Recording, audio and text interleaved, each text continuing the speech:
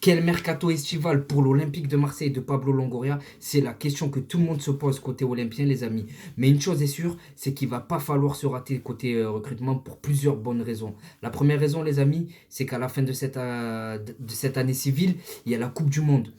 Donc il va falloir des joueurs confirmés pour engranger le maximum de points jusqu'à cette trêve qui va durer quand même quelques semaines. Parce que si tu as des joueurs qui vont la jouer et qui ont connu de grosses déceptions, tu vas les rattraper dans un état lamentable. D'habitude, après une Coupe du Monde, ils vont en vacances, ils vont au Texas, ils vont dans les îles. Là, non, ils devront se replonger dans le bain directement et c'est difficile après une déception. La deuxième bonne raison, c'est qu'on va en Ligue des Champions, donc il faut des joueurs confirmés. On n'a plus le droit de faire 0 point à Marseille, c'est indigne de notre standing. On est quand même l'Olympique de Marseille. Et la troisième bonne raison, les amis, c'est qu'à partir de cette année, on se dirige vers une Ligue 1 à 18 clubs. Donc cette saison, 4 descentes en Ligue 2 et 2 montées en Ligue 1. Donc tu auras 2 fois plus d'équipes qui vont jouer encore plus fermées, qui vont jouer bloc bas. Et ça sera difficile de jouer contre eux, les amis. Concrètement, ça va être difficile. Si tu n'as pas des joueurs confirmés pour avoir la patience contre ces équipes qui jouent en bloc, pour pas paniquer, ça va pas le faire. Ça va pas le faire. Donc pour toutes ces raisons, les amis, il va pas falloir se rater pour ce recrutement. Avant de commencer d'analyser tout ça, je voulais vous remercier les amis. On est déjà monté à 250 abonnés. J'ai pris 150 abonnés en 20 jours, même pas. Donc si tu me découvres, bienvenue à toi la famille. Et on rush les 300. Donc tu as compris, like, abonne. Ça coûte rien. Donc les amis, un mercato estival qui s'anime plutôt pour l'instant du côté des départs. Et j'ai envie de te dire c'est normal, on doit passer encore la DNCG, mais de ce niveau-là, de ce côté-là, je suis serein. Donc 3 départs majeurs dans ton effectif avec le départ de William Saliba. Donc William Saliba, il est prêté par Arsenal, il repart en club. On a vu ses déclarations. Pour l'instant, il n'est pas encore revenu et loin de là. On a le départ libre de Monsieur Boubacar Kamara pour Aston Villa. Voilà, on ne va pas revenir dessus. On a le départ d'Amin Harit, que je considère aussi comme un départ majeur, parce qu'il a fortement contribué à la très bonne fin de saison olympienne. Même si voilà, on s'est raté contre le Feyenoord, Rennes, Lyon, il a quand même montré un bon visage. Et apparemment, Amin Harit à Marseille, c'est fini. Ensuite, on a le départ d'Alvaro González. Ça, c'est moins une surprise. Ça fait 6 mois qu'on l'a plus vu sous la tunique olympienne. En tout cas, moi j'aimerais profiter de cette vidéo pour remercier Alvaro. C'est les joueurs comme toi qu'on aime à Marseille. T'as mouillé le maillot, t'as jamais triché. Que ce soit à Nice face à 300 supporters ou que ce soit face à Neymar, t'as jamais baissé ton pantalon, t'as toujours porté tes couilles. Et c'est les joueurs comme toi qu'on aime à Marseille. Merci pour tout Alvaro et je te souhaite de rebondir dans un club de ton standing, la famille. Donc ensuite on a Milik qui est définitivement olympien parce que oui, jusqu'à cette saison, il était encore prêté par Naples. Ils nous l'ont prêté 18 mois avec une option d'achat obligatoire. Donc il est olympien jusqu'en 2023. Donc pour moi, on doit tout faire pour le prolonger. Gerson, Guendouzi, Milik, c'est ta colonne vertébrale. Peu importe les offres. Je dis bien peu importe les offres, tu ne dois pas les vendre. Tu dois bâtir autour d'eux. Parce qu'on a vu qu'ils étaient au-dessus du lot quand même cette saison avec Payet. Mais bon, Payet, il a 35 ans. Donc voilà. On a Samuel Gigot qui arrive libre, lui, en provenance du Spartak Moscou. Donc Samuel Gigot, de ce que j'ai pu un peu voir dans les vidéos par-ci par-là, ça a l'air d'être une version améliorée d'Alvaro González. Et les joueurs comme ça, on en a besoin dans un vestiaire. C'est important d'avoir des joueurs de caractère et pas que des joueurs de talent. Ensuite, on a Bamba Dieng. Lui, concrètement, apparemment, il a été approché par Fribourg, si je ne dis pas de bêtises. Donc voilà, Fribourg, championnat allemand. Tu connais, ça va d'un côté à l'autre. C'est les niveaux intensité. Les attaquants, ils se régalent là-bas. Donc Bamba Dieng, je serais pour moi le prêter. Parce que on a pu voir avec Bamba Dieng qu'il est frustrant. Mais frustrant parce qu'en fait, un coup, il est capable du meilleur et un coup, il est capable du pire.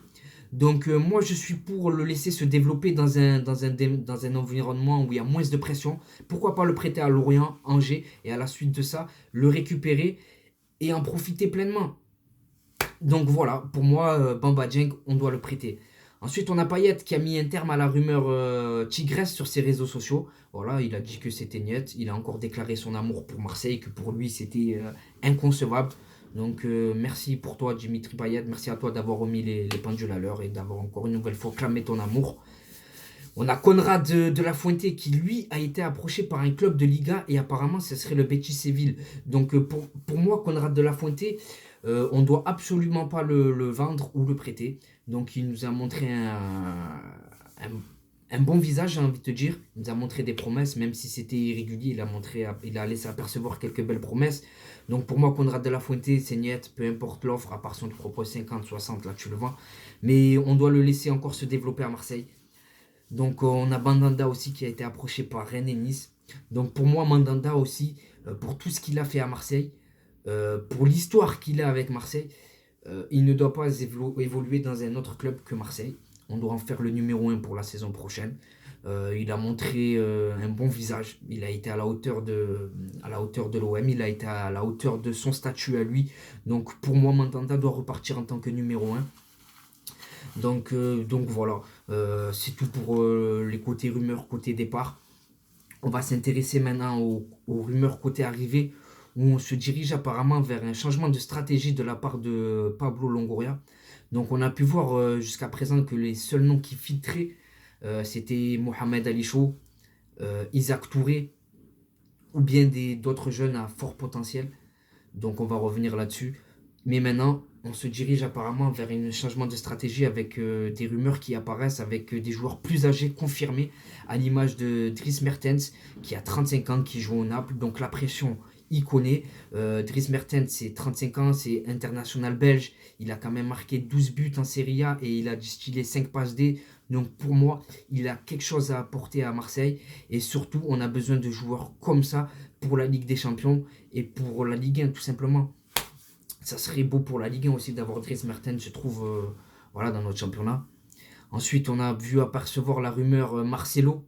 Marcelo, vous connaissez tous, c'est le Real Madrid, c'est l'arrière gauche, c'est le nouveau, enfin, c'est Roberto Carlos, entre guillemets, des temps modernes. Donc, un joueur qui est plus sur la fin que sur le début. Donc, pour moi, je ne suis pas du tout emballé pour ça, par cette piste. Je serais pour qu'on se dirige vers Nicolas Tagliafico. Il veut partir, il lui reste un an de contrat, donc financièrement, c'est abordable. Après, s'il est intéressé et s'il est approché par d'autres clubs tels que le Bayern, Manchester City, ça sera difficile. Mais rien ne nous empêche de tenter notre coup à fond. Voilà. On a vu apparaître aussi la rumeur Axel Witsel. Donc Axel Witsel, il joue au poste de 6. Il a passé 3 ou 4 ans au Borussia Dortmund. Donc lui aussi, la pression, il connaît. Il n'en a pas peur. Et comme Dries Mertens, il a l'avantage de maîtriser la langue française. Donc il n'y aura pas de souci il y aura pas de souci d'intégration dans le vestiaire. Donc voilà, pour moi, c'est oui. On a vu apercevoir aussi la rumeur Miralem Pjanic.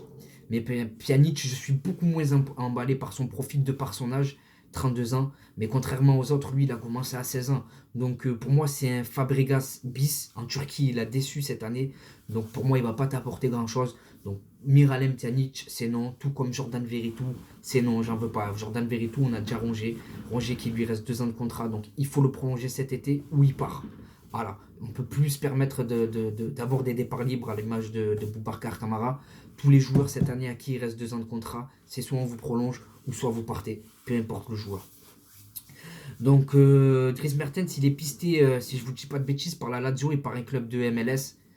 Donc voilà, les clubs de MLS, on connaît leur capacité à pouvoir attirer les joueurs en fin de carrière, entre guillemets, avec l'environnement des États-Unis, avec l'aspect financier aussi. Donc à voir, à voir.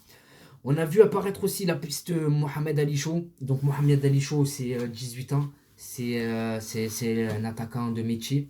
Donc cette saison, c'est 4 buts, si je dis pas de bêtises, avec Angers. Moi, honnêtement, je suis pas du tout emballé par ce joueur. Donc il a quand même un potentiel, oui, mais je pense que on doit avoir aussi dans notre centre de formation des joueurs. Nadir Ben Seguir. On a aussi la jeune pépite qu'on a fait venir en provenance de Chelsea qui doit signer son premier contrat pro. Donc pourquoi pas miser sur notre centre de formation plutôt que d'aller piocher Mohamed Ali Chou. En plus, t'as Bamba Dieng, donc je vois pas l'intérêt. Donc voilà. On a Isaac Touré. Donc là, Isaac Touré, pour moi, la défense, c'est le gros chantier de ce mercato. Tu as plusieurs départs. Saliba, Camara, Alvaro. Donc il te faut des recruter. Donc lui, il a 19 ans, il joue au Havre. Le Havre, on connaît très très bon centre de formation. Donc il intéresse Manchester City, il intéresse Lyon, il intéresse Francfort. Il est venu au Vélodrome aussi pour assister à un match. Pour moi, je dis oui, mais à une condition que ce soit un joueur de rotation. On ne peut pas en faire un titulaire, mais il faudra recruter à côté aussi du lot. Et ensuite, on a eu les pistes Jovan Cabral et Justin Kluivert, des pistes honnêtement qui m'emballent pas du tout. Voilà, Justin Kluivert, le seul match qu'il a fait, le seul bon match qu'il a fait cette année, c'est contre Marseille. Jovan Caval, c'était une promesse, il a été prêté à la Lazio, ça s'est pas bien passé pour lui. Donc voilà, moi je pense qu'on a besoin de joueurs confirmés. Comme je vous l'ai dit, il y a la Coupe du Monde, donc il faut des joueurs qui vont t'apporter dans l'immédiat, tout de suite. On ne peut pas se permettre de perdre du temps pour ce projet-là. Donc voilà les amis, c'est la fin de cette vidéo. Merci de l'avoir regardé jusqu'à la fin. Je vous dis à la prochaine, en espérant qu'on ait une recrue annoncée prochainement. Ciao la famille.